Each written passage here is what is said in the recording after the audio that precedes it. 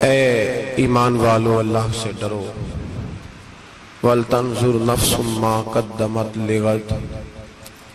ہر آدمی یہ سوچ لے کہ اس نے اپنے آگے کیا بھیجا ہوا ہے، جو اس نے آخرت کے لیے جمع کرایا ہے وہ کیا ہے، یہ غور کر لے وہ۔ وَاتَّقُوا اللَّهَ، اور پھر ڈر جاؤ اللہ سے۔ إِنَّ اللَّهَ خَبِيرٌ بِمَا تَعْمَلُونَ۔ فرمایا تم جتنے مرضی پردے ڈالتے پھرو، تمہارے رب کو تمہارے تمام کاموں کی خبر ہے، اسے پتہ ہے تم کیا کرتے، وہ جانتا ہے۔ عزیز دوستو، بزرگوں اور بھائیوں، قرآن مجید نے دو چیزوں پر بڑا زور دیا ہے، ایک اللہ کو ماننا، اور اللہ کو ماننے کا مطلب ہے نبی پاک کو بھی ماننا۔ اللہ کو ماننے کا مطلب ہے کتابوں کو بھی ماننا، قرآن پاک کو بھی ماننا۔ لیکن دو باتیں آپ کو زیادہ ملیں گی، ایک ایمان، اور اس کے بعد سب سے زیادہ زور ہے ایمان بالآخرت پر، آخرت کو مانو۔ وَمِنَ النَّاسِ مَن يَقُولُ آمَنَّا بِاللَّهِ وَبِالْيَوْمِ الْآخِرِ وَمَا هُمْ بِمُؤْمِنِينَ۔ اللہ فرماتے ہیں کچھ لوگوں کا دعویٰ ہے کہ ہم اللہ اور آخرت پر ایمان رکھتے ہیں، حالانکہ وہ ایمان نہیں رکھتے، دعویٰ کرتے ہیں، نفاق کا مظاہرہ کرتے ہیں، منافقت کرتے ہیں۔ جو اللہ کو ماننے والا ہوتا ہے اس کا رنگ اور ہوتا ہے، جس کو پتہ ہوتا ہے قیامت کے دن اللہ کے حضور کھڑے ہونا ہے، اس کے اعمال یہ نہیں مانتے، کہتے ہیں ہم مانتے ہیں، پر مانتے، دعویٰ ہے کہ ہم مانتے ہیں آخرت کو بھی اور اللہ کو بھی، پر نہیں مانتے۔ قیامت قائم ہونا ضروری ہے۔ اگر وقوع قیامت نہ ہو تو ظالم کی تو موجیں لگ گئیں، جابر تو موج کرے گا، فاسق اور فاجر تو کہیں گے دنیا میں بھی ہم اپنے اقتدار کے زور پر جیتے رہے، آج بھی ہمیں پوچھنے والا کوئی نہیں۔ عقلاً نقلاً قیامت کا قائم ہونا ضروری ہے۔ قیامت قائم ہوگی تو مظلوم کو اس کے ظلم پر داد رسی کی جائے گی اور ظالم کو سزا ملے گی۔ ایک آدمی ساری زندگی دنیا کے اندر لوٹ مار کرتا رہا، دھوکہ فریب فراڈ کرتا رہا، اس کی راتیں شراب و کباب میں گزر گئیں، وہ مرے اور بات ختم ہو گئی، ٹھیک ہے موج کر کے چلا گیا۔ ایک آدمی ساری زندگی اس نے اللہ تبارک و تعالیٰ کی رضا کے لیے اپنی نظر کی حفاظت کی، زبان کی حفاظت کی، یہاں تک کہ دل کی بھی حفاظت کی، وہ بھی مرے تو معاملہ ختم ہو گیا۔ اس طرح تو پھر سرکش کا کچھ بنے گا ہی نہیں۔ نظام زندگی ساری اس کی سوچ ختم ہو کے رہ جائے گی اگر قیامت قائم نہیں ہوتی۔ قیامت کا قائم ہونا حق ہے، اس لیے قرآن مجید نے ایک جگہ پہ نہیں 20 جگہ پہ یہ بیان فرمایا ہے کہ قیامت ضرور قائم ہوگی، قیامت، اور وہ قائم ہو کر اپنے سارے لوازمات سمیت قائم ہوگی۔ میرے نبی پاک صلی اللہ علیہ وسلم نے فرمایا مظلوم کو حق ملے گا، ظالم کو سزا ملے گی۔ جابر اس دن اللہ کی بارگاہ میں رسوا کیے جائیں گے، جن پر جبر کرتے رہے انہیں اللہ کے حضور سے عطا کیا جائے گا۔ قیامت کا وقوع ہونا ضروری ہے، اور قیامت تو جب قائم ہوگی تب ہوگی۔ دنیا میں بھی ایسا ہوتا ہے، ظلم کا انجام ٹھیک نہیں ہوتا،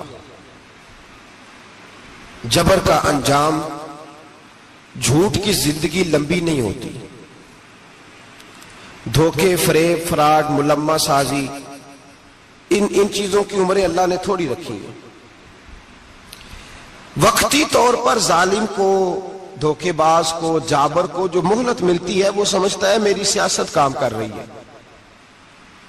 وہ سمجھتا ہے میں بڑا دانا ہوں، بڑا چالاک ہوں، دیکھ لو اتنے ظلم کے، جبر کے، دھوکے کے باوجود بنا ہوا ہوں۔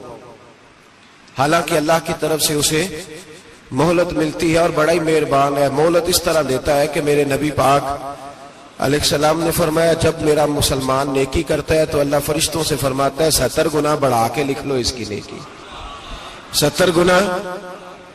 اور جب گناہ کرتا ہے تو اللہ فرماتا ہے ٹھہر جاؤ ابھی لکھنا نہ، اسے ٹائم دو۔ یا اللہ کتنا؟ فرمایا 24 گھنٹے تو دو، ہو سکتا ہے توبہ کر لے، یہ اس کی مہربانی ہے۔ اب وہ جو اللہ نے مہلت دی ہے نا کہ شاید توبہ کر لے، لوگ سمجھتے ہیں میری چالاکی کی وجہ سے نظام سیٹ چل رہا ہے، میں بڑا تیز ہوں، 2 4 5 باتیں بولتا ہوں سب صحیح ہو جاتا ہے۔ لوگ اس کو اپنی دانائی سمجھ لیتے ہیں، حالانکہ وہ اللہ کی طرف سے. فرعون نے کئی 100 سال حکومت کی اور اس طرح اس نے ظلم کیے کہ لاکھوں اور ہزاروں بچے قتل ہی کرا دیے. 12,000 عورتوں کے پیٹ میں حمل تھا، اس نے ضائع ہی کرا دیا. جب حضرت موسیٰ علیہ السلام اپنی قوم کو لے کے نکلے، رستے میں دریا آ گیا، فرعون پیچھے لگا ہوا تھا. وَإِذْ فَرَقْنَا بِكُمُ الْبَحْرَ فَأَنْجَيْنَاكُمْ.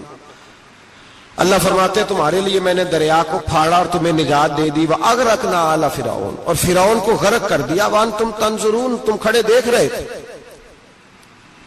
اب جب حضرت موسیٰ دریا کے کنارے پہنچے تو فرعون بھی پیچھے آیا. فرعون لوگوں سے کہا کرتا تھا کہ میں کہتا ہوں تو دریا چلتا ہے، میں کہتا ہوں تو ہوائیں آتی ہے، میرے حکم کے پابند ہے سارے. جاگ رہے نا آپ حضرات، غور فرمائیے گا بات پر. دعویٰ تھا اس کا کہ میں کہتا ہوں تو نظام زندگی چلتا ہے. اب جب دریا کے کنارے پہنچے حضرت موسیٰ علیہ السلام تو اللہ نے حکم دیا کہ آپ عصا ماریں. جناب موسیٰ نے عصا مارا، 12 رستے بن گئے. اب حضرت موسیٰ کی قوم گزر رہی تھی تو فرعون سے پوچھنے لگے کہ تو کہتا تھا میرے حکم سے چلتا ہے، تو وہ تو حضرت موسیٰ نے ڈنڈا مارا ہے تو رستہ بن گیا. باز نہیں آتا انسان باز بنے بڑے ہیں اس کے پاس. بڑی دلیلیں ہیں، جھوٹ سچ بول کے اپنے آپ کو مطمئن کرتا ہے، آخر دم تک تبدیل ہونے کو تیار نہیں ہوتا، دلیلیں گھڑتا رہتا ہے، بناتا رہتا ہے، شور کرتا ہے جان بوجھ کے. بھئی تو کہتا تھا میرے چلانے سے چلتا ہے، تو باز ابھی بھی نہیں آیا. کہنے لگا میں نے ہی حکم دیا ہے کہ ذرا پھٹ جا، مجھے یہ زندہ چاہیے. باز رسی جل گئی، بال کہنے لگا میں نہیں کہا ہے دریا کو کہ یہ مجھے زندہ چاہیے، میرے بھاگے ہوئے ہیں تو اس لیے پھٹا ہے، تو آؤ میرے ساتھ دریا کراس کرے. تو پتا تو ان کو بھی تھا نا، جتنا تو رب بنا ہوا ہے پتا تو تھا، سارے جانتے تھے. کہنے لگے تو پہلے کراس کر، اگر تو بچ گیا تو ہم بھی پیچھے آتے ہیں. اب چاروں ناچار. ایک روایت تو یہ ہے کہ یہ جب خدائی کا دعویٰ کرتا تھا نا، تخت پہ بیٹھا ہوتا تھا، تو ایک دن حضرت جبریل آئے اس کے پاس انسانی شکل میں. تو کہنے لگے میں بڑی دور سے آیا ہوں تو ایک مسئلہ پوچھنا تھا. کہا پوچھو. کہنے لگے ایک غلام تھا کسی بادشاہ کا، تو بادشاہ نے اسے تھوڑی دیر کے لیے ایک علاقے کی سربراہی دے دی. کتنی دیر کے لیے ہمیں سربراہیاں ملتی ہیں؟ کیوں جی؟ تھوڑی دیر کے لیے ملتی ہے نا. تھوڑی دیر کے لیے سربراہی دے دی ایک غلام کو. ذرا بات کو سمجھیے. حضرت جبریل پوچھتے ہیں، کہتے ہیں سربراہی مل گئی.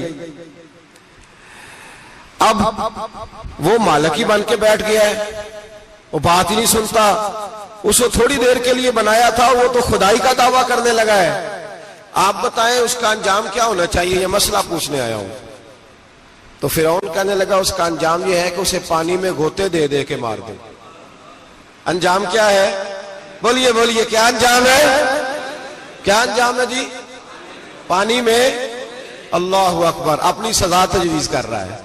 اس کی سزا کہ اسے پانی میں گوتے دے دے کے مارو ظالم کو. اسے تھوڑی دیر کے لیے بنایا تھا اور وہ چھائی گیا ہے، قبضہ ہی کر گیا ہے. حضرت جبریل کہنے لگے جی آپ لکھ کے دے دیں گے؟ کہنے لگا لاؤ لکھ دیتے ہیں. لکھوا لیا. جناب جبریل رکا لے کے تشریف لے گئے. اب جب فرعون دریا میں آیا نا تو اللہ نے حکم دیا مل جا. جب دریا ملا چیخنے لگا تو حضرت جبریل آئے، کہنے لگے تیرا ہی فتویٰ ہے، یہ تیری سزا ہی ہے نا. ہم بھی بڑی سزائیں تجویز کرتے ہیں. یہ جھوٹا ہے جی، اس کا تو فلانا علاج ہونا چاہیے. تو اگر تو جھوٹ بولے تو یہ فلانا بڑا جاور ہے جی، اس کے ساتھ اس طرح ہونا چاہیے. تو اگر تو یہ کام کرے تو جو سزا تو لوگوں کے لیے تجویز کر رہا ہے تو اپنے بارے میں بھی سوچ. اب جب گوتے آئے نا، آخری وقت دیکھا وہ فرعون جو کہتا تھا میری مرضی سے دریا چلتا ہے. علامہ ساوی نے تفسیر ساوی میں لکھا ہے تڑپ کے رونے لگا. جب یہ مزاج ہے، ایک دفعہ اوپر آتا ہے آدمی جب دریا میں جاتا ہے، اوپر آیا تو چیخنے او میرے حواریو خدا کا واسطہ مجھے بچاؤ. کہنے لگے تو کہتا تھا میری مرضی سے چلتا ہے. بے بسی ہے، تڑپتا ہے، روتا ہے. وارث شاہ مان کری نہ وارثاں دا، رب بے وارثہ کر کے مار دائی. تڑپ رہا ہے، چلا رہا ہے، کوئی مدد کو نہیں پہنچتا. اب جب آخری ہوتا آیا تو کہنے لگا آمنا برب موسیٰ و ہارون، میں موسیٰ کے رب کو بھی مان گیا، ہارون کے رب کو بھی۔ اللہ نے فرمایا نہیں، اب تیرا ماننا قابل قبول ہے۔ اس وقت ماننا تھا جب تجھے مہلت دی تھی، جب تو جوان تھا۔ بڑھاپا آتا ہے، بیماری آتی ہے، جوان آدمی بیماری کا شکار ہوتا ہے تو کہتا ہے یا اللہ ایک دفعہ صحیح کر دے، میں ساری پڑھا کروں گا، ایک دفعہ ٹھیک کر دے، میں مسجد میں رہوں گا، میں اگلے سال اعتکاف بھی کروں گا، میں ساری تراویحیں پڑھوں گا۔ تو اس وقت پڑھنی تھی جب تجھے مہلت دی تھی، اس وقت پڑھنا تھا جب اللہ نے تجھے آسانی دی، زندگی دی۔ اگلا وقت یہ حال ایک کا نہیں ہوا۔ نمرود کو دیکھ لیں، حضرت ابراہیم علیہ السلام کو کہتا تھا میں رب ہوں، آپ نے فرمایا رب تو وہ ہے جو زندہ کرتا اور مارتا ہے۔ ایک موت کا قیدی بلایا، کہنے لگا ہاں بھائی کتنے دن رہ گئے تھے پھانسی میں؟ کہنے لگا جی پرسوں ہونی تھی۔ کہا جا تجھے آزاد کیا، لو میں بھی زندگی دیتا ہوں۔ ایک بے گناہ آدمی کو پکڑ کے قتل کر دیا، کہتا میں بھی مارتا ہوں۔ حضرت ابراہیم علیہ السلام کہنے لگے تو بیوقوفوں جیسی دلیلیں دے رہا ہے، چل اس طرح کر، میرا رب سورج مشرق سے نکالتا ہے، تو اگر رب ہے تو مغرب سے نکال کے دکھا۔ اب دلیل کا جواب کوئی نہیں تھا تو کہنے لگا پکڑو اور آگ میں ڈال دو۔ اللہ کے نبی کو آگ میں ڈالنے والا، یہاں ایک مچھر بیٹھا ہے، 400 سال حکومت کی اور خدائی کا دعویٰ کیا، یہاں مچھر بیٹھا تھا، چھینک آئی تو مچھر اندر چلا گیا۔ پہلے دربار کا ادب یہ تھا کہ جو آئے سجدہ کرے، اب اس کے سر پہ کوئی چیز مارتا تھا تو اسے سکون ہوتا تھا، مچھر تھوڑی دیر کے لیے اس کا دماغ چھوڑتا تھا۔ او بھائی یہ اس دھرتی پہ اللہ نے لوگوں کو نظارے دکھائے اور ہمیں سمجھانے کے لیے دکھائے، ہمیں تفکر کی، غور کی دعوت دی کہ دیکھ لینا، اپنے عمل کو پرکھنا۔ تمہارے عمل حضرت موسیٰ کے فرما برداروں جیسے ہیں، جناب ابراہیم کے فرما برداروں جیسے ہیں، یا بن کے بیٹھ گئے ہو؟ اب دربار کا ادب یہ ہے، بے بسی کا یہ حال ہے کہ جوتے لٹکتے ہیں دربار میں، جو آتا ہے جوتا کھینچتا ہے، اور ادب یہ ہے کہ 10 جوتے نمرود کے سر پہ مارو، اور 400 سال جوتے لگتے رہے۔ روتا تھا، جو آدمی آتا تھا منتیں کرتا تھا، کہتا تھا کہیں سے کوئی دوائی مل جائے گی۔ پاگلوں جیسی زندگی گزاری، پاگلوں جیسی سخت، وہ تو حساب، وقوع قیامت تو حساب ہوگا ہی۔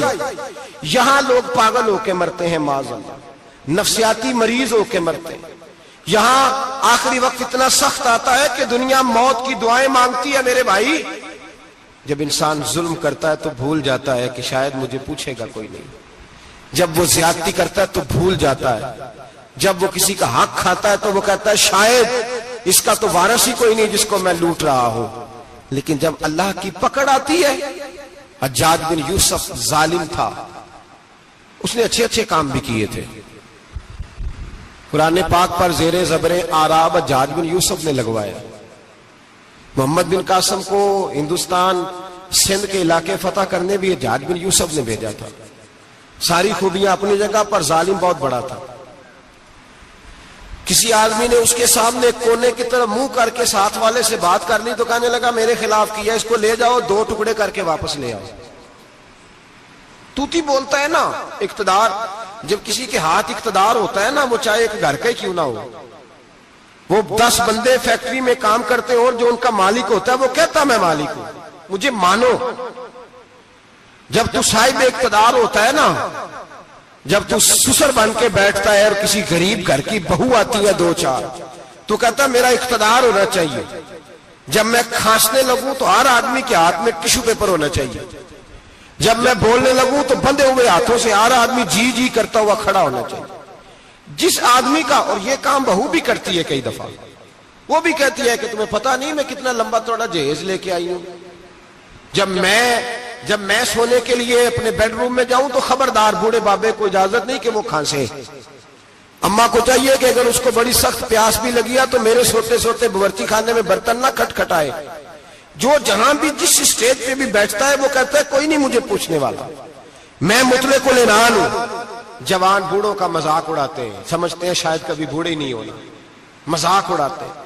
تندرست لوگ بیماروں کا مذاق اڑاتے ہیں، شاید کبھی بیمار نہیں ہونا۔ حجاج بن یوسف ظالم تھا، ظلم کرتا تھا، زیادتی کرتا تھا۔ حضرت سعید بن جبیر ایک تابعی بزرگ تھے، اتنے بڑے بزرگ تھے کہ ساری رات نماز پڑھتے تھے، سارا سال روزہ رکھتے تھے۔ ایک دن انہوں نے منبر پہ بیٹھ کے کہا کہ حجاج ظلم سے باز آ جائے ورنہ اللہ کی لاٹھی بڑی بے آواز ہے، اللہ کی لاٹھی، اس کا کیا مطلب ہوتا ہے؟ اس کا مطلب ہے جب رب کی لاٹھی چلتی ہے تو اس کی آواز، جی اس کا پہلے کوئی پیغام، وہ پہلے اعلان نہیں کرتا کہ تگڑے ہو جاؤ لاٹھی چلنے لگی ہے، لاٹھی چلتی ہے پر اس کی آواز، سمجھ آ رہی ہے میری بات کی؟ جمعۃ الوداع کے لیے تشریف لانے والے احباب خاص غور فرمائیے گا، حجاج بن یوسف کو پتا چلا کہ حضرت سعید بن جبیر نے میرے خلاف بات کی، بلا لیا، کہنے لگا تو نے میرے خلاف بات کی ہے؟ فرمانے لگے کی ہے۔ کہنے لگا تجھے پتا ہے میں قتل کر دوں گا؟ آپ فرمانے لگے نہ تو زندگی کا مالک ہے نہ موت کا مالک ہے، تو کیسے قتل کر؟ کہنے لگا تجھے پتا ہے میرا؟ فرمایا میں نے تجھے نہیں، میں نے تو کئی شداد، کئی حماد، کئی قارون، کئی فرعون، کئی نمرود دیکھے، کئیوں کی داستانیں سنی، تو کون ہے؟ تو تو چھوٹا سا ہے۔ ایک جملہ ہے ملا جلال الدین رومی کا، بڑے درویش تھے، ایک بات کہہ گئے، کہنے لگے نمرود جتنے پیسے نہیں، فرعون جتنی حکومت نہیں، قارون جتنی دولت نہیں، ورنہ فرمانے لگے میرے زمانے میں بھی کئی لوگوں کا خدا بننے کو دل کرتا ہے، کئی لوگوں کا دل کرتا ہے، لیکن نمرود جتنے پیسے، فرعون جتنی طاقت اور قارون جتنی دولت نہیں، ورنہ ہو سکتا ہے لوگ دعویٰ کر جائیں معاذ اللہ ثم معاذ اللہ۔ یہ آج سے کئی سو سال پہلے وہ کہہ رہے ہیں، آج تو حالات بڑے ابتر ہیں، اس کی نسبت خطرناک۔ فرمانے لگے حضرت سعید بن جبیر تو زندگی موت کا مالک نہیں۔ کہنے لگا پکڑو، قتل کرو اسے، لے جاؤ۔ جب پکڑ کر کھینچ کر لے جا رہے تھے نا تو حضرت سعید بن جبیر مسکرانے لگے۔ اب ظالم کے سامنے مسکرائے تو اس کو بڑا غصہ آیا، یہ میرا مذاق اڑاتا ہے؟ بلا لیا، ادھر آؤ، کیوں مسکرا رہے ہو، کیا ہوا؟ تو حضرت سعید بن جبیر کہنے لگے میں مسکرا رہا ہوں تیری بیوقوفی پر اور اپنے اللہ کی دی ہوئی ڈھیل پر۔ میں مسکرا رہا ہوں کہ یا اللہ کیا بات ہے، کیا تیرا شان ہے، کیسے لوگوں کو ڈھیل دی ہوئی ہے۔ میں مسکرا رہا ہوں تیری بیوقوفی پر کہ تو سمجھتا ہے شاید مجھے پوچھنے والا کوئی نہیں۔ کہنے لگا اس کو باہر نہ لے جاؤ، میرے سامنے قتل کرو۔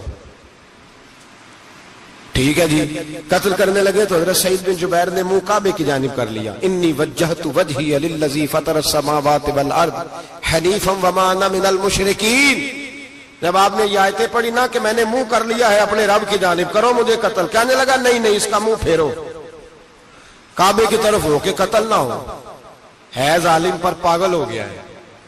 حضرت سعید بن جبیر کے حوصلے نے شکست دے دی، ناکام ہو گیا، مخبوط الحواس ہو، کہنے لگا اس کا منہ پھیر دو۔ جب کعبے سے پھیرا تو آپ فرمانے لگے للہ المشرق والمغرب فانما تولى فثم وجه اللہ۔ اللہ فرماتا ہے تو مشرق اور مغرب سارا ہی اللہ کا ہے، جدھر بھی منہ کرو گے ادھر اللہ ہی اللہ ہے، جدھر بھی منہ کرو گے ادھر اللہ ہی اللہ ہے چاروں جانب۔ پھیر دے جدھر منہ پھیرنا ہے، تو نے پھیر دیا منہ۔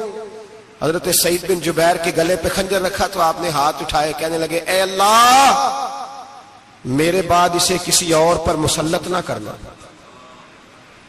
میرے بعد کسی اور پر مسلط نہ، بس میں آخری ہوں۔ جب آپ ذبح ہوئے تو اتنا خون نکلا کہ لوگ کہتے ہیں جتنا اونٹ کے وجود سے نکلتا، تر ہو گیا سارا اس کا دربار۔ ایک سمجھدار آدمی کو بلا کے کہنے لگا اتنا خون میں نے بڑے بندے قتل کرائے ہیں پر اتنا خون نہیں نکلا۔ تو وہ کہنے لگے لوگ مر جاتے، مرتے وقت ڈر جاتے ہیں، سہم جاتے ہیں، خون سکڑ جاتا ہے، لگتا ہے یہ شخص جب دنیا سے گیا ہے تو ڈٹ کے گیا ہے، یہ ڈٹ کے گیا ہے دنیا سے۔ حجاج بن یوسف رات کو سویا تو تڑپ کے اٹھا، کیا ہوا؟ گھر والے کہنے لگے کیا ہوا؟ کہنے لگے سعید بن جبیر خواب میں آیا اور کہتے ہیں اٹھ مجھے بتا تو نے مجھے کیوں قتل کیا، بتا کیوں مارا؟ اگلی رات پھر سویا تو وہی خواب، پھر سویا تو وہی خواب۔ گناہ نفسیاتی مریض بنا دیتا ہے، ظلم تجھے مخبوط الحواس کر دیتا ہے۔ جب تو زیادتی کرتا ہے تو اللہ فرماتے ہیں کہ تو اللہ کو بھولتا ہے، اللہ تجھے اپنا آپ بھلا دیتا ہے، پھر تو بھول جاتا ہے، پھر تو سیدھے رستے پہ چلتا ہے پر بھٹک جاتا ہے، پھر تو صحیح رستوں کا تعین کر کے بھی گمراہ ہوتا ہے، پھر تو روز وہی گاڑی چلاتا ہے پر اب جب تو بریک لگاتا ہے تو نہیں لگتی۔ جب گناہوں کے ساتھ تو مخبوط الحواس ہوتا ہے تو روز وہ کاروبار کرتا ہے، لیکن جب تیرے گناہ تجھے گھیر لیتے ہیں پھر اسی کاروبار میں تو نقصان اٹھاتا ہے۔ حجاج بن یوسف تڑپتا ہے، روتا ہے، یہاں تک کہ بیمار ہو گیا، پیٹ میں درد ہوتی ہے، پتہ نہیں کیا ہوا، تکلیف ہوتی ہے، پتہ نہیں، سارے حکیم، طبیب، ڈاکٹر، کوئی نہ سمجھ سکا کہ بیماری کیا ہے۔ جو بیماریاں خدائی ہوتی ہیں ان کا لوگوں کو پتا، جو آزمائشیں رب کی جانب سے ہوتی ہیں وہ ڈاکٹروں کے ہتھے نہیں چڑھتی، جو تکلیفیں اللہ دیتا ہے ان کا حکیم طبیب علاج نہیں کر پاتے، مشکل، اور شفا اسی وقت ہوتی ہے جب اللہ دینا چاہے، اور جب رب ہی دینا نہ چاہے تو بڑے بڑے ڈاکٹر کہتے ہیں کہ ہمارے بس کی بات نہیں رہی۔ بغداد سے حکیم آئے، پیٹ دیکھا، کہنے لگے نہ تیرے معدے میں کوئی دقت ہے، نہ تیرے جگر میں، نہ کسی اور جگہ، ماجرا کیا ہے؟ ایک آخری علاج ہے، آخری، وہ کیا؟ گوشت کا چھوٹا سا ٹکڑا دھاگے کے ساتھ باندھ کے منہ میں ڈالا، اور پھر ایک باریک سا تنکا لے کے اس کو اندر ڈالنے لگے گلے میں۔ وہ گوشت کا ٹکڑا جب حلق کے اندر اتر گیا، اس حکیم نے واپس کھینچا تو کیسے ایسی بدبو آئی جیسی کبھی سونگی نہ تھی۔ جانور، کیڑے مکوڑے لگے ہوئے باہر نکلے، اور جب دیکھا تو جتنے محل میں لوگ بیٹھے تھے چلاتے ہوئے نکل گئے کہ یہ کیا مصیبتیں ہیں۔ حکیم بھی اٹھ کے دوڑنے لگا، کہا تجھے کیا ہوا؟ کہنے لگے حجاج تیری بیماری زمینی نہیں، تیری مصیبت زمینی نہیں۔ کہا میری مرض تک تم کیوں نہیں پہنچ پا رہے؟ تو کہنے لگے لگتا ہے تو بد دعا کا مریض ہے، لگتا ہے تو ظلم کا مریض ہے، تو جبر کا مریض ہے۔ تڑپتا رہا، سسکتا رہا۔ ایک وقت وہ بھی آیا کہ گھر والوں نے کمرے میں بند کر کے تالا لگا دیا، دیوار سے ٹکرے مارتا۔ او بھائی، جو گناہوں کے بیمار ہوتے ہیں انہیں شفا نہیں ہوتی، جو ظلم، جبر، بربریت کے بیمار ہوتے ہیں انہیں سکون قلبی میسر نہیں آتا۔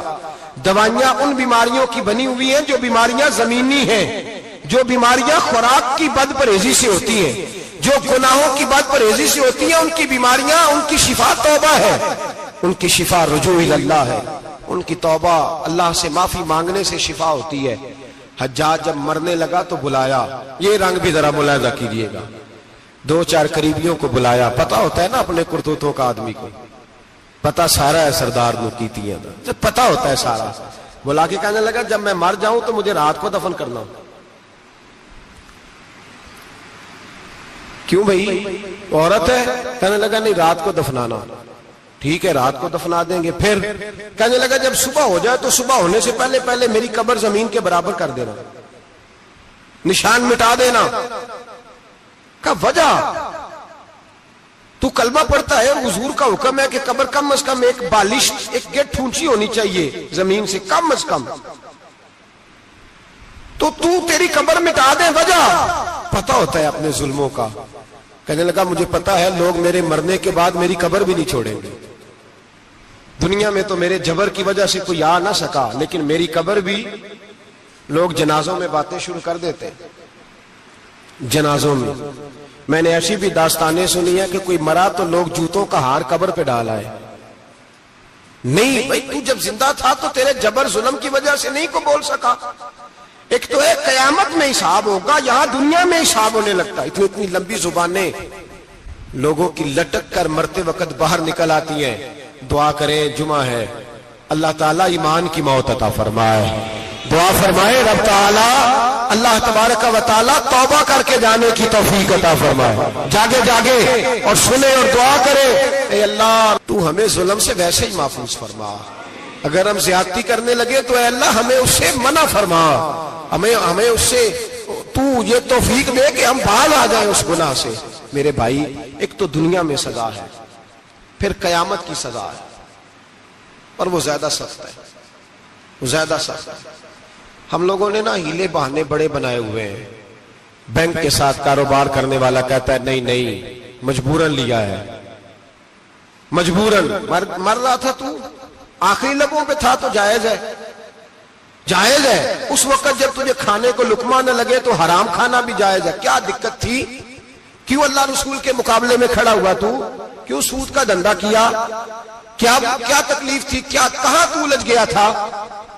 ہم جان بوجھ کے اپنے لیے جہنم کٹھی کرتے ہیں, پھر کہتے ہیں سکون نہیں زندگی میں. کہاں سکون آئے گا, کیسے آئے گا؟ ہم نے خود آگ لگائی ہے چمن میں اپنے. جو قیامت کی سزا ہے, میرے نبی پاک علیہ السلام نے فرمایا رب تمہیں سامنے کھڑا کرے گا. اور کس طرح کھڑا کرے گا؟ فرمایا لوگوں کے وجود سے کپڑے اتر جائیں گے, زمین اس طرح دہکے گی جس طرح تانبا زمین پہ رکھا جائے اور آگ جلائی جائے. تانبا دیکھا ہے آپ لوگوں نے؟ یہ بھی گرمی گزری ہے نا, تو فرش پر جب سورج پڑتا تھا تو ننگے پاؤں چلا نہیں جاتا تھا. صحیح کہہ رہا ہوں؟ ننگے پاؤں, بچے کا پیر زمین پہ لگتا ہے تو چیخ اٹھتے ہیں, کہتے ہیں وہ جل گیا پیر. حالانکہ یہ فرش دنیا کے, اور اگر تانبے کے اندر خاصیت ہے کہ اگر کوئی دھات جلدی اور زیادہ گرم ہوتی ہے تو وہ تانبا ہے. میرے نبی نے مثال دی تو اس کی دی جو سخت تھا. فرمایا تانبے کی طرح زمین تپائی جائے گی اور پھر ننگے پاؤں رب تمہیں کھڑا کرے گا. آج سورج کی پشت تمہاری جانب ہے, قیامت میں منہ تمہاری جانب ہوگا. نیزہ آپ نے دیکھا ہوگا, نیزہ ہوتا تھا. فرمایا یہ جو تم نیزے دیکھتے ہو صرف 1.25 نیزے کے برابر سورج قریب آ جائے گا, اور پھر اللہ تمہیں سامنے کھڑا کر کے تم سے سوال جواب کرے گا. اور حضور نے کہہ دیا ہے تو اب کسی نعت خواں کے کہنے سے بات بدل سکتی, کسی پیر کے کہنے سے جملہ بدل سکتا, کسی خطیب کے کہنے سے فکر نہ کرنا وہ سامنے جنت پڑی ہے, اب بات بدل سکتی. خدا کی رحمت پر بھروسہ رکھنا ضروری ہے, نبی پاک کی شفاعت کی امید رکھنا, بولیے. لیکن جو حضور نے بیان کیا ہے اس کو ماننا بھی یہ بھی ضروری ہے. میرے نبی پاک نے فرمایا اللہ تم سے حساب لے گا اور اللہ پوچھے گا, تم نے جواب دینا ہے. حضور کس کس شے کا؟ فرمایا جو پہنتے ہو اس کا جواب نہیں دینا, جو کھاتے ہو اس کا جواب نہیں دینا, جو اللہ کے راستے میں دیتے ہو اس کا جواب, باقی ہر شے کا جواب دینا ہے.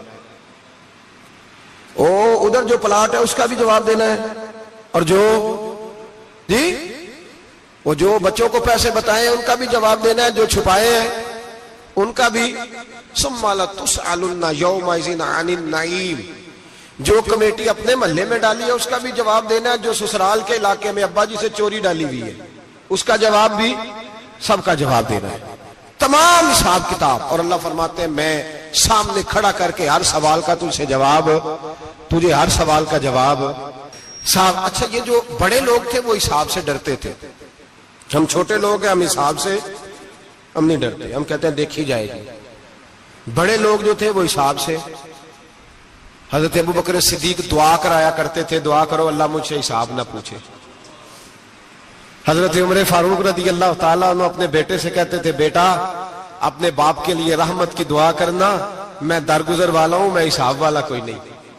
بڑے لوگ ڈرتے تھے, بڑے لوگ. حضرت عثمان غنی قبر پہ کھڑے ہوتے تھے تو داڑھی آنسوؤں سے بھیگ جاتی. غلام کہتے ہیں حضور 3 دفعہ نبی پاک نے آپ کو جنت کی بشارت دی ہے, 3 دفعہ بشارت دی ہے, تو آپ کیوں اتنا روتے ہیں؟ عثمان غنی فرماتے جس رسول نے مجھے جنتی کہا ہے اسی محبوب نے مجھے فرمایا تھا عثمان قبر آخرت کی منزلوں میں سے پہلی منزل ہے. اور آپ فرماتے میرے تو کمرے میں دیا گل ہو جائے تو مجھے ڈر لگتا ہے, اس میں تو مکمل اندھیرا ہے. آپ فرماتے کھڑکیاں بند ہو تو دم گھٹنے لگتا ہے, اس کو تو دروازہ ہی کوئی نہیں, روشن دان تک نہیں. بھائی جو بڑے تھے وہ ڈر رہے تھے. مولا علی شیر خدا نماز کا وضو کر کے کانپتے تھے, کانپتے. علی آپ مرحب کے سامنے نہیں کانپے, خیبر کا دروازہ اکھاڑتے نہیں کانپے, بدر احد خندق حنین اور خیبر میں نہیں کانپے, تو یہاں آپ فرمانے لگے مالک کے سامنے جاتے ہوئے ڈر آتا ہے. بڑے لوگ کانپتے تھے, بڑے لوگ. آج کون سا جمعہ ہے؟ سارے بولیے. حالانکہ یہ اگلے سال دوبارہ آئے گا, ہمارا نہیں پتا کہ ہم ودا ہو جائیں کہ کیا بنے. یہ کون سا جمعہ ہے؟ آیا جمعہ الوداع, آئے ہم پڑھے. آج ایک فکر لے کر کے جانا, ایک سوچ. جہاں روز رات کو بیٹے کی ٹینشن, بیٹی کی ٹینشن, بھائی کی ٹینشن, پوتے کی ٹینشن ہوتی ہے نا, ایک ٹینشن اور اپنے آج ایک ٹینشن بڑھا لو, قبر کی ٹینشن پیدا کر لو, قیامت کی تھوڑی سی فکر کر لو, تھوڑی سی, ایک لمحے کے لیے صحیح تھوڑا خیال پیدا کرے. حضرت حسن بصری نام سنا ہوا ہے نا, یہ حضرت علی کے شاگرد ہیں. نبی پاک کے گھر میں آ جاتے تھے کئی دفعہ، بچے تھے جب. حضرت حسن بصری تابعی ہیں، فرماتے ہیں خانہ کعبہ میں عمرہ کرنے گیا، طواف کعبہ کر رہا تھا تو بڑا عجیب منظر ہوا، رات کی تنہائی ہوئی. اس وقت کئی دفعہ طواف بند بھی ہوتا تھا، اس لیے کہ رش کم ہوتا تھا تو رات کو سب سو جاتے. کہتے رات ذرا گہری ہوئی تو لوگ اپنا اپنا خیمہ لے کے جاتے تھے. اب تو ہوٹل ہے نا تو خیمے لگتے تھے، لوگ خیمہ لے کے جاتے تھے، جہاں جگہ ملتی تھی خیمہ لگا کے رہتے تھے. فرماتے میں رات کو سویا خیمے میں، ایک دردناک آواز آئی، میٹھی ہے دھیمی ہے پر درد بڑا ہے. کوئی رونے والا رو کے کہتا ہے اللہ حساب قیامت میں مجھ سے نہ لینا، اے اللہ تنہائی میں جتنا مرضی حساب لینا پر لوگوں کے سامنے نہ لینا. اور پھر کہتا ہے اللہ فضل تو تب کرے جب تو میرا حساب پوچھے ہی نہ. پھر چند منٹ گزرے تو پھر وہ رونے لگا. میرے کانوں میں آواز آئی، کہنے لگا اے اللہ حساب تو ان کا لیا جاتا ہے جو حساب کے قابل ہوتے ہیں. اعلیٰ حضرت کہتے ہیں نا رضا سے تو کیا حساب لے گا، رضا بھی کسی حساب میں ہے. اے اللہ میں قابل نہیں، مجھ سے حساب نہ لینا. کہتے تھوڑی دیر گزری تو پھر وہ رونے لگا، پھر ذرا سانس سنبھلے تو پھر کہنے لگا اے اللہ میں تو لوگوں کو کوئی بندہ حساب پوچھ لے تو نہیں دے سکتا، میں تجھے کیسے حساب دوں گا. پھر تڑپنے لگا. کہتے تھوڑی دیر گزری تو پھر ایک لفظ انہوں نے کہے رونے والے نے، کہنے لگے اللہ دیکھ تیرے محبوب کا فرمان ہے جو معافی مانگے تو اسے معاف کر دیا کرتا ہے. اے اللہ میں معافی مانگنے آیا ہوں اور مسجد نہیں آیا، میں کعبۃ اللہ ہی آ گیا ہوں. کہتے ہیں وہ اتنا روئے کہ چیخ آئی ان کی، اور جب دھڑام سے کوئی زمین پہ گرا تو میں پریشان ہوا کہ اب تو بے ہوش ہو گیا. فرماتے ہیں میں زور سے اٹھا فٹافٹ اور اس شخص کی طرف بڑھا. میرے دل میں خیال ہے کوئی گناہگار ہے بیچارہ، تو چلو میں بھی دعا کرتا ہوں، اس کو کہتا ہوں بیٹے فکر نہ کر اللہ تیری مدد کرے گا. فرماتے میں گیا اس نیت کے ساتھ کہ میں کہوں گا چلو اٹھو تم بھی دعا کرو میں بھی کرتا ہوں، اللہ ہم سے حساب نہ پوچھے. کہتے میں گیا تو وہ شخصیت بے ہوش پڑی تھی، کالے سیاہ بال ان کے چہرے پہ بکھرے ہوئے تھے. کہتے لوگوں جب میں نے زلفیں ہٹائیں چہرے سے تو میرا وجود کانپنے لگا آسمان ٹوٹ پڑے گا، زمین پھٹ جائے گی، ستارے بکھر جائیں گے، آج بہ جائیں گے سمندر. فرماتے میری چیخیں نکل گئی، یہ کوئی گناہگار تو نہیں، یہ تو حضرت فاطمہ کے پوتے امام زین العابدین ہے، یہ تو امام حسین کا وہ بیٹا ہے جو کربلا میں تنہا بچے تھے. فرماتے میں امام کا چہرہ دیکھا تو بھاگ کے آیا اور میں نے اپنی داڑھی ان کے پیروں کے ساتھ مس کی اور میں نے کہا حضور اٹھئے. امام اٹھے تو میں نے کہا شہزادے تیرے تو اشارے سے اللہ کئی گناہگاروں کو بخشے گا، تیری تو دعا سے اللہ بخشے گا، یہ کیا کر رہے ہو؟ تو امام زین العابدین کہنے لگے حسن بصری ادھر آ یار، ادھر آؤ بزرگو، میرے دادا کے پاس رہنے والے ہو، میں نے نا آج ہی سنا ہے کہ اس کا عذاب بڑا سخت ہے، آؤ میرے لیے دعا کرو اللہ پاک مجھ سے حساب نہ پوچھے. کہا حضور نہ کریں. اب فرمانے لگے تجھے نہیں پتا کچھ چیزیں ایسی ہیں کہ رب نے اگر حساب پوچھا تو میں واقعی جواب نہیں دے پاؤں گا، چل کر میرے لیے دعا. کہتے میں نے ہاتھ باندھے حضور میں نہیں کرتا، اٹھا کہہ. فرماتے میں نے ہاتھ اٹھائے، میں نے کہا اے اللہ تیرے رسول کا شہزادہ ہے، یہ تیرے رسول کا شہزادہ ہے، یہ کہہ رہا ہے تو فضل کر. وہ بھائی جو بڑے تھے وہ تو تڑپتے تھے، سسکتے تھے. ابو علی ہیتی کہتے خانہ کعبہ میں پتھر پہ سر رگڑ رگڑ کے کوئی بوڑھا کہہ رہا تھا اے اللہ اول تو حساب نہ لینا، اور اگر لینا تو مجھے اندھا کر کے اٹھانا، میں تیرے نیک بندوں کے سامنے شرمندہ نہیں. اقبال رو پڑے. اقبال کچھ لوگوں نے لکھا ہے یہ آخری ربائی ہے ڈاکٹر اقبال کی، آخری، اس کے بعد شاید اس نے کلام نے. کچھ سیرت نگاروں کا خیال ہے اقبال مدینے کی طرف منہ کر کے کہنے لگے تو غنی از ہر دو عالم من فقیر، اللہ تو غنی ہے میں تو فقیر ہوں، روز محشر عذر ہائے من پذیر. اے اللہ اول تو میرا کوئی عذر قبول کر لینا محشر کے دن، اور اگر نہ کرنا ہوا اگر تمہیں بینم حسابم نا گزیر، اگر ضرور ہی میرا حساب لینا ہے اے اللہ، اگر تو نے ضرور لینا ہے اے اللہ، اگر ضرور ہی لینا حساب اول تو میرا عذر مان لینا، میری کمزوری پہ رحم کرنا، اے اللہ میرے بڑھاپے پر، میری کمزوری پر رحم کرنا، اگر ضرور حساب لینا ہے از نگاہ مصطفیٰ پنہا بغیر، تو اے اللہ ذرا حضور کی نگاہوں سے اوجھل کر کے لینا۔ اے اللہ مجھے شرم آئے گی، میرے مصطفیٰ کریم فرمائیں گے میں تو تجھے ہر بات سمجھا کے آیا، ایک جگہ تیری رہنمائی کر کے آیا، تو کیسے عمل کما، ذرا اوجھل کر کے از نگاہ مصطفیٰ پنہا بغیر، ذرا حضور کی آنکھوں سے اوجھل کر کے سائیڈ پہ کر کے لینا، میں برداشت نہیں کر پاؤں گا۔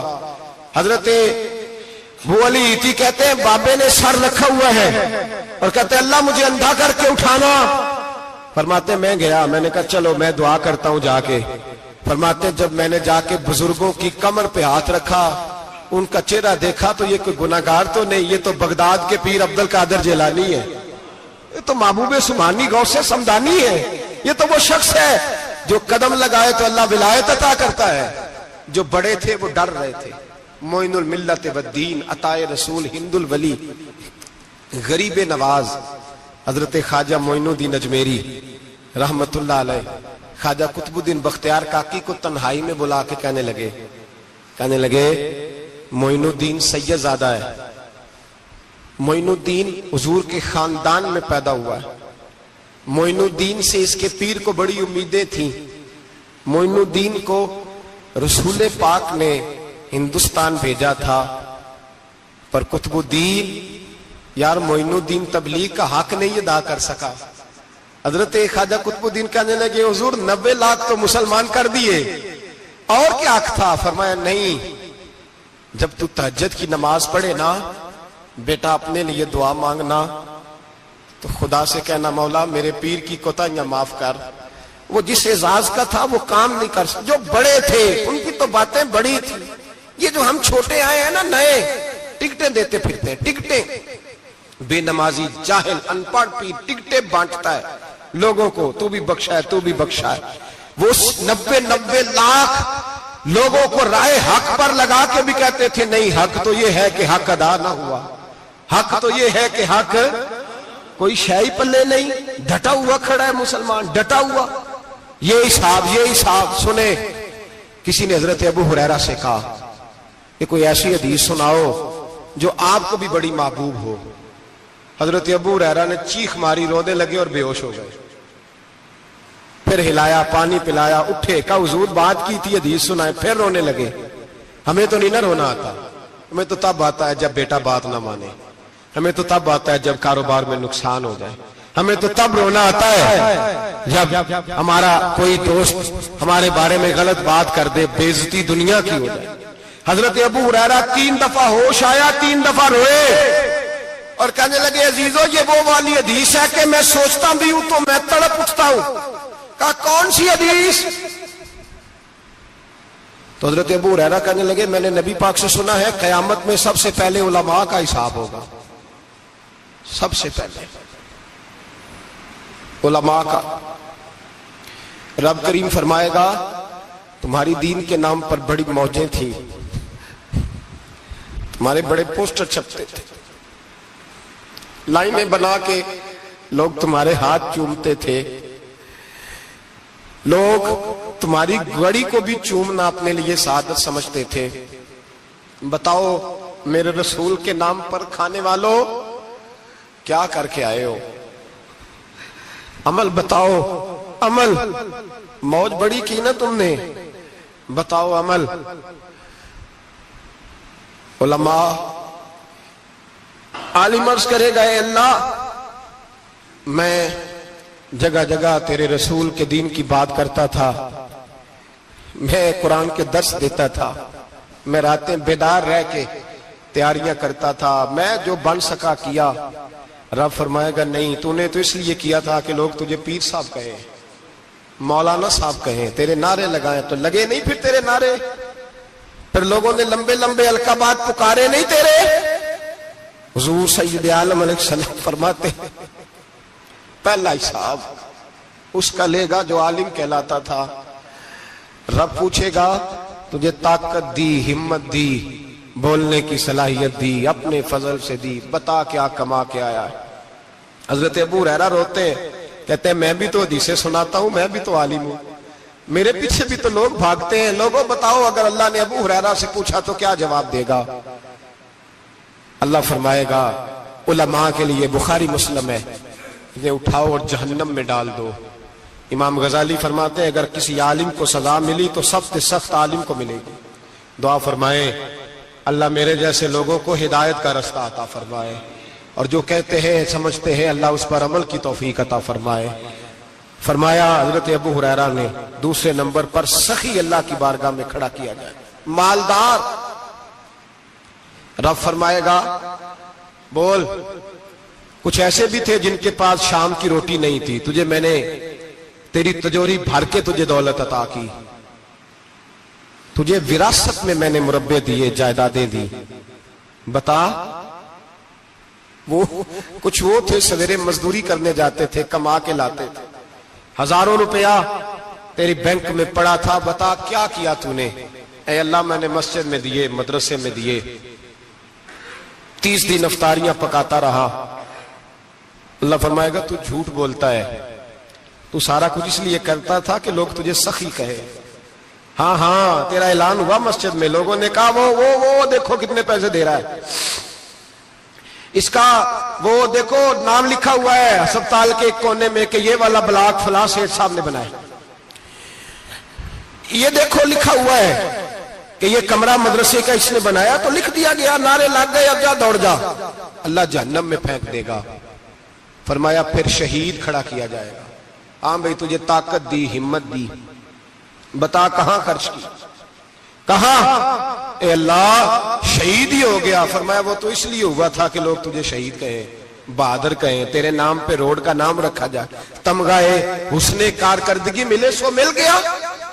میرے لیے بتا کیا کر کے آیا ہے میرے لیے، اسے اٹھاؤ اور جہنم میں پھینک دو۔ بھائیو عذاب کڑا ہے، عذاب سخت ہے، حساب سخت ہے، اور جو حساب لینے والا ہے اس کو میں نا تراویح ہو رہی تھی تو قاری صاحب نے ایک سورہ یاسین شروع کی، وَامْتَازُوا الْيَوْمَ أَيُّهَا الْمُجْرِمُونَ۔ اللہ فرماتا ہے قیامت میں میں کہوں گا مجرم جو ہے نا وہ صفوں سے باہر آ جائے، صفوں سے باہر آ جائے۔ ایک ہمارے فزکس کے ٹیچر ہوتے تھے تو بڑی سخت چھڑی مارتے تھے، تو جب وہ قد بھی بڑا تھا، جلال بھی بڑا تھا، اور اصول بڑے اچھے انسان تھے لیکن سخت تھے، تو مجھے یاد آتا تھا کہ جب وہ سویرے آ کے کہتے جس نے کام نے لکھا وہ باہر نکل آئے۔ دو قسم کی چوٹ لگتی تھی، ایک تو خیال یہ آتا تھا کہ شرمندگی بڑی ہوگی کہ سارے اسٹوڈنٹ بیٹھے ہیں اور 2 3 4 ان کو کہا وہاں مرغے بن جاؤ، بڑی شرم آتی تھی۔ اور پھر جب وہ مارتے تھے تو اتنا سخت مارتے تھے کہ کئی دن تکلیف رہتی تھی، بتایا نہیں جاتا تھا۔ وہ اسٹوڈنٹ بتاتے تھے کہ یار اس سے بچو کسی بھی طریقے، اور کسی کا کام رہ بھی جاتا تھا کہتے تھے اس پیریڈ کی ڈیوٹی سبق یاد کر کے آنا ہے۔ سخت ٹیچر کے بارے میں تیرا میرا یہ رویہ ہے۔